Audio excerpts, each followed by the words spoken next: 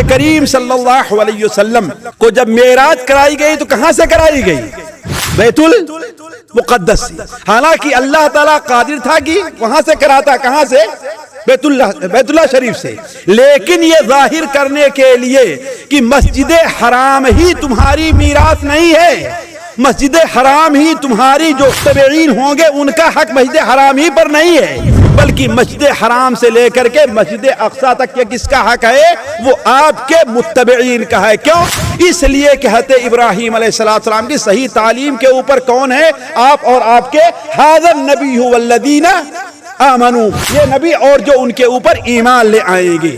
یا قوم ادخلوا الارض المقدسۃ التي كتب اللہ لکم، اے میری قوم کے لوگوں اس مقدس زمین میں داخل ہو، تمہارے لیے ہم نے لکھ دیا ہے، لیکن لکھا ہے کس بنیاد پر؟ تم موحد رہو تو۔ اسی لیے جب تک یہود تھے ان کے قبضے میں تھا، یہود شرک کرنے لگے، نبیوں کو قتل کرنے لگے، نصارہ کے قبضے میں آیا، نصارہ نے شرک کیا تو اس کی بعد کس قبضے میں آ گیا؟ مسلمانوں کے قبضے میں آ گیا۔ تو یہ زمین اللہ تعالیٰ کی ہے، اللہ تعالیٰ جس کو چاہتا ہے اور جو اس کا متبع رہتا ہے اس کو اس کی دیتا ہے۔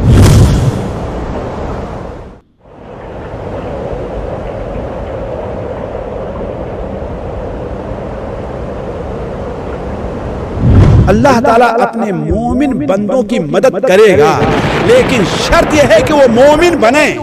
اللہ تعالیٰ فلسطین کو ان کے ہاتھ میں پھر دے گا، شرط یہ ہے کہ وہ مومن بنے۔ اللہ تعالیٰ یہودیوں کو وہاں سے ذلیل کر کے نکالے گا، لیکن شرط یہ ہے کہ یہود سے مقابلہ کرنے والے لوگ اپنے اندر ایمان اور جذبہ پیدا کریں۔